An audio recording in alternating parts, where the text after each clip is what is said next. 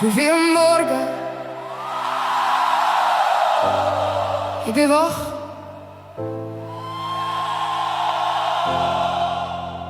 Das bringt mir aber grad gar nichts.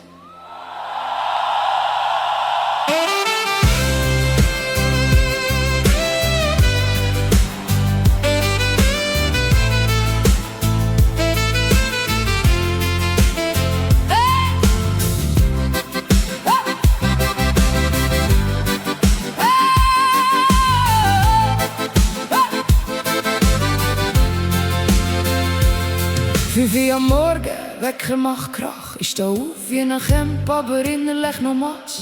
Kaffee im Kacheli, nimm einen ersten Schluck und schon verliere ich mich im Schauen von meinem Gring im Spiegel. Murphy schaut mich an, ich sage, ich habe alles im Griff, aber nichts funktioniert. Schlüssel, nur noch ein Mythos, irgendwo im Genuss zwischen schintig Geschirr und dem letzten Herrgöttli-Rausch. Ich wollte nur kurz etwas machen, ganz säuferlich, ganz klein. Aber plötzlich ist schon eine halbe Stunde einfach vorbei. Ich habe nichts gemacht, aber ich bin fix und foxy. Auch hat meine Zeit eine eigene Rechnung. 5 Uhr, 7 Uhr spät. Ich weiss nicht wie, aber es passiert alle Tage. Ich säckle zum Zug mit dem halbvollen Gring. Und er fährt ab, genau in dem Moment, wo ich dort bin. 5 Uhr, alles parat. 7 Uhr, ich steh da wie eine Babe. Wer klaut meine Zeit? Sag, wer ist der Räuber? Ich schwöre, irgendetwas macht mit mir einen Vize-Trip. Ich gang raus, oh nein, Schuhe noch im Haus wieder rein. Vergessen wie so, steh im Schiff und komme nicht raus. Handy in der Hand, nur noch kurz schauen, ganz schnell und zack. Ich weiss alles über Leute, die ich gar nicht kenne, gell.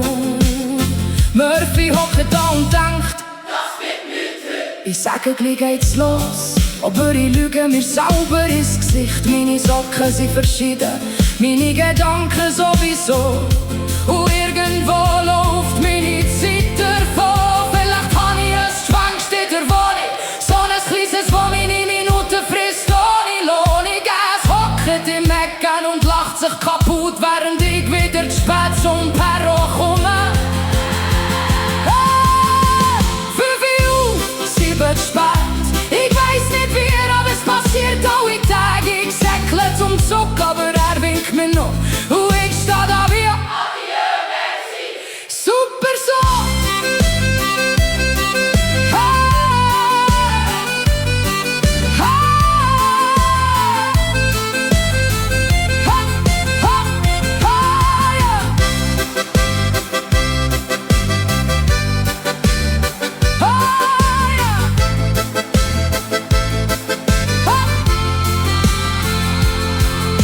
Am Morgen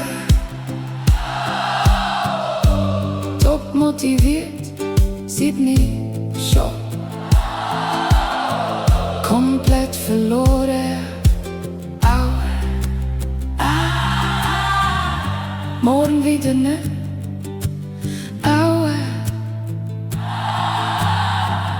Morgen wieder nicht.